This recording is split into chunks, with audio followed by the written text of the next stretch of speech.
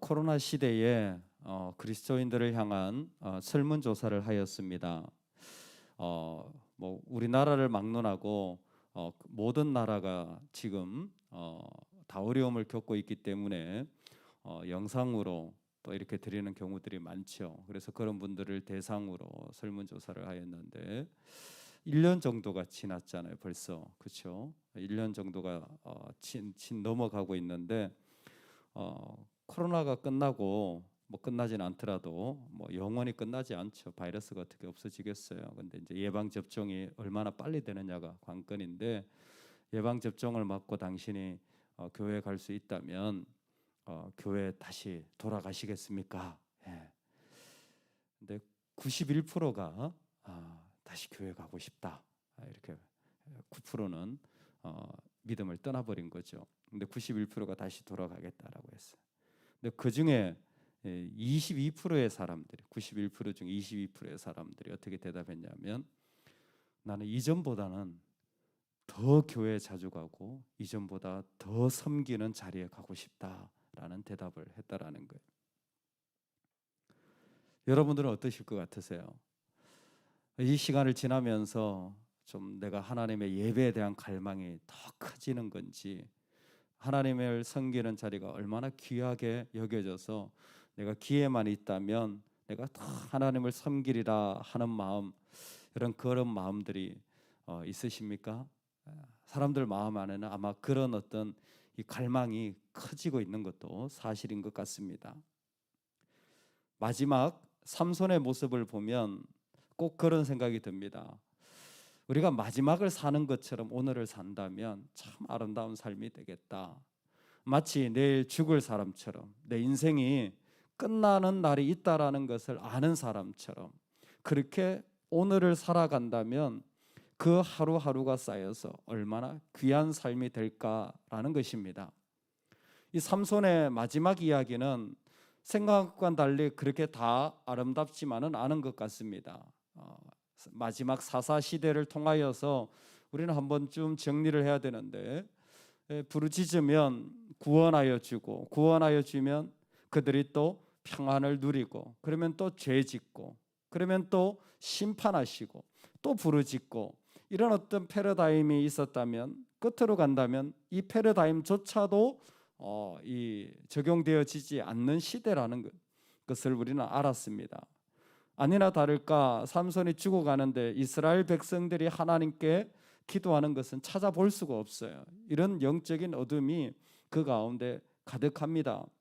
이스라엘뿐만이 아니라 블레셋 사람 중에 그 삼손이 붙잡혀가서 이제 맷돌을 돌리는 삶이 시작되어지는데, 이 삼손의 인생도 이 두 가지 부분으로 마지막 설명을 할 수 있을 것 같습니다. 이스라엘만 부르짖지 않는 게 아니라 삼손의 모습을 보더라도 우리가 하나 정말 알 수 있는 게 무엇이냐면, 삼손이 블레셋 사람을 얼마나 그동안 에낙고레라든지 나귀 특별 가지고 죽이면서 여러 가지 수많은 일들을 했잖아요. 그렇게 간접적으로 직접적으로 하나님의 일을 했는지 모르지만 하나님의 일을 했다고 그 사람이 하나님께 합당한 사람으로 다 변화된 것은 아닐 수 있다라는 것을 삼손을 통하여서 알 수 있는 겁니다. 하나님을 위하여 일을 하지 않는 자보다는 나을 겁니다.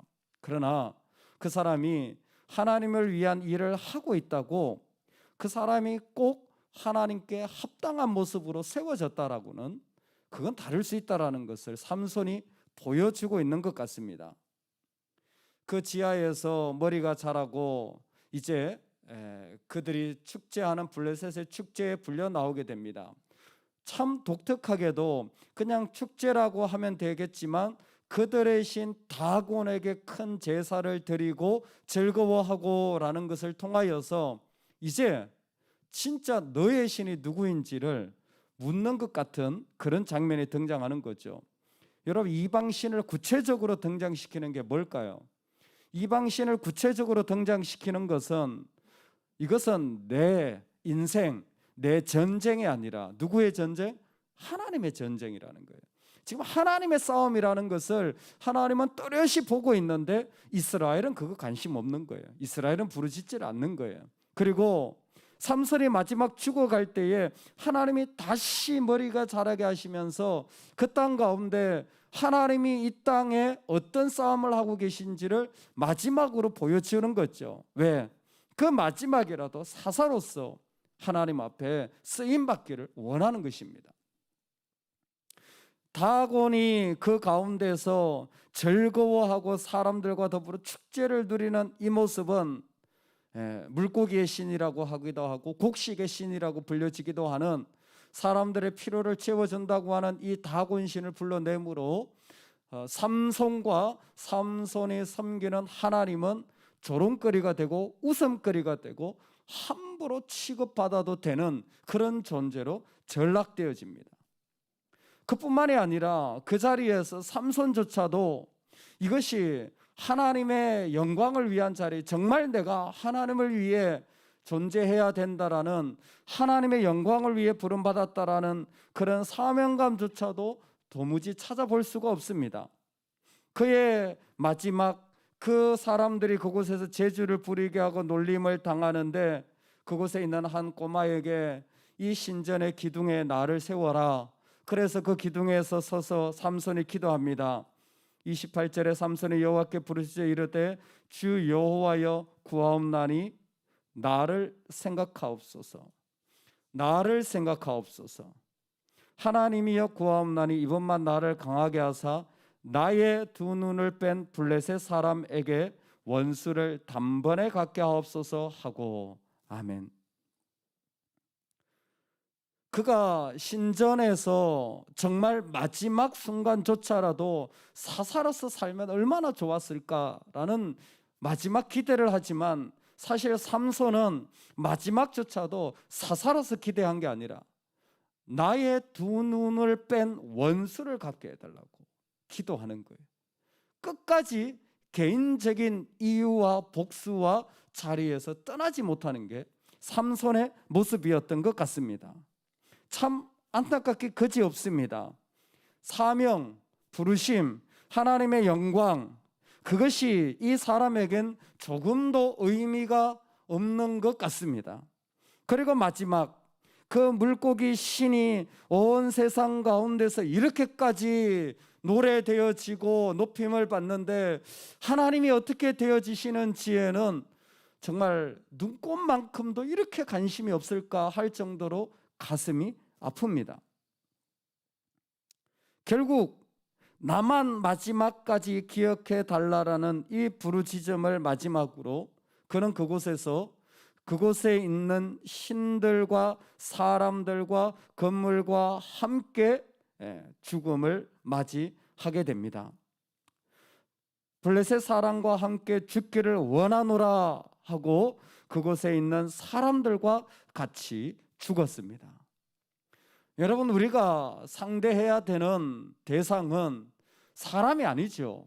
이 땅의 공중 권세 잡은 자입니다. 이 땅의 악한 권세들을 우리는 상대해야 되는 것이지, 그 사람하고 싸워봤자 답은 아무것도 없는 겁니다. 할렐루야. 오늘 삼손의 이 자리를 통하여서 우리의 삶의 자리를 다시 한번 주의 말씀으로 세워가기를 원합니다. 그런데 팀 켈러는 이렇게 참 끝까지 개인적인 삶을 살았던 그 삼손의 모습 가운데 그나마 하나님이 머리카락을 기르게 해주며 다시 기회를 준 것은 그에게 뭐가 있다? 아주 작은 믿음을 그 가운데 여전히 지펴놓으신 것 아닌가. 그렇게 인간적으로 끝까지 내 이야기만 하는 사람의 그 삶의 신락 같은 믿음의 이야기를 심어놓은 것 같다. 그게 뭐냐면 그의 부르짖음 가운데 있다라는 거예요. 여호와께 부르짖어 이르되 주 여호와여 구하옵나니. 처음으로 하나님을 엘로힘, 그냥 신들입니다 라고 부르지 않고 아도나이, 주인입니다 라고 부른다라는 거예요. 주 여호와여 구하옵나니 라는 것을 통하여서 그동안 당연하게 여겼던 내 힘, 이건 내 거야, 이건 내가 벌어서 해, 이건 내가 이루었어 라는 생각이 아니라 주님이 계십니다. 이건 주님의 것이었습니다. 이건 주님이 역사하셔야 되는 자리였습니다 라고 고백하는 고백이 그 가운데 정말 신락같이 펼쳐져 나오는 것 같은 거예요. 그 증거를 어디서 찾을 수 있냐면 히브리서에 찾는 거예요. 히브리서 믿음의 선진 가운데 삼손의 이름이 있습니다. 그리고 그 삼손에 대한 묘사를 히브리서는 연약한 가운데서 강하게 되기도 하며 라고 하며 이 삼손의 모습을 믿음의 모습으로 마지막 설명하고 있는 것입니다. 인간적으로 이 말씀을 이해하자면 삼손 같은 사람은 다시 만나고 싶지 않아요. 왜? 이런 경계성 인격 장애에 있는 사람들은요, 끝까지 자기 얘기예요. 끝까지 자기 고집, 끝까지 자기는 안 틀렸어, 끝까지 자기가 잘못한 건 없어요.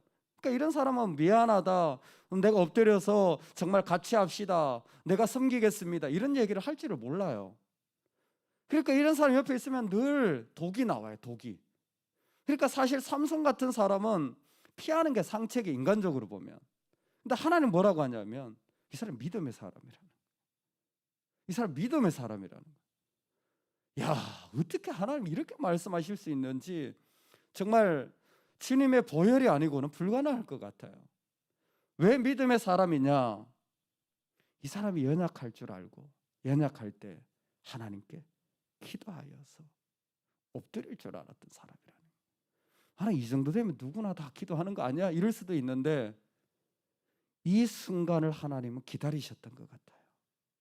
그 수많은 인생의 기회에 수천 명을 죽였던 순간이 아니라, 그 사람이 대단한 일을 이루었던 순간이 아니라 정말 겸손하게 하나님 앞에 진심으로 엎드려서 당신 아니면 안 되겠습니다, 정말 당신이 은혜를 주셔야 됩니다.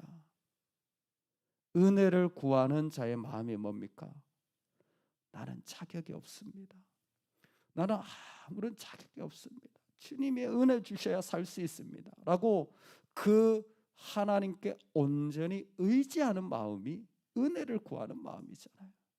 그러니까 삼손의 이 마지막에 하나님이 역사하셔서 드러내시고 싶은 건 삼손이라는 사람이 아니라 이 땅에 우리가 마지막으로 살 인생, 오늘 살 인생이 뭐라고요?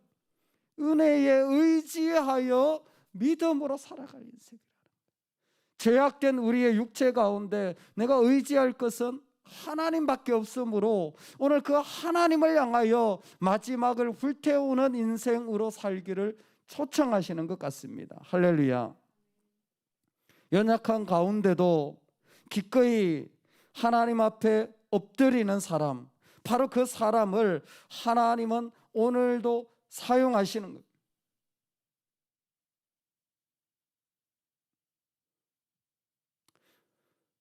실제로 이런 사람을 만나고 저런 사람을 만날 때 우리가 무언가 도움을 주고 섬기고자 한다면 여러분, 이 자세가 첫 번째로 필요합니다. 우리 따라합시다. 나는 모릅니다. 우리 믿음으로 다시 한번 선포합시다. 나는 모릅니다. 제가 아까 경계성 인격장애라고 그랬는데 제가 요즘 그런 책을 읽고 있어요. 근데 거기에 이런 얘기가 있습니다. 당신이 상담자가 되어서 경계성 인격장애를 만나면 끝없는 논쟁이 일어난다는 거예요. 100% 가능. 끝없는 논쟁. 왜? 이 사람들은 했던 얘기 또 하고 또 하고. 저는 그걸 보면서 교회에 한번 검사를 해보고 싶어요. 얼마나 많을까? 왜? 너무 많은 이야기를 들었던 사례들이 책에 그대로 펼쳐지니까 너무 재밌어요. 근데 그게 첫 번째 한 얘기가 뭐냐면, 만약 내담자가 그렇게 찾아와서 상담을 하신다면 당신이 첫 번째로 가져야 되는 조건이 not knowing이다. 내가 알고 있다고 당신 장애야, 당신 이런 문제가 있어, 다른 이런 것에 뭔가 잘못됐어 라고 생각한다면 당신은 상담할 자격이 없다는 거예요. 가장 중요한 게 같이 찾아가려고 하는 자세라는 거예요. 나는 모르니까 같이 해봅시다. 나는 모릅니다라는 거죠.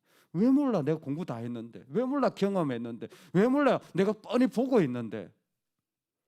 그렇게 해서는 함께 세워져 갈 수가 없다는 거예요. 치유가 안 된다는 거예요. 나는 모릅니다.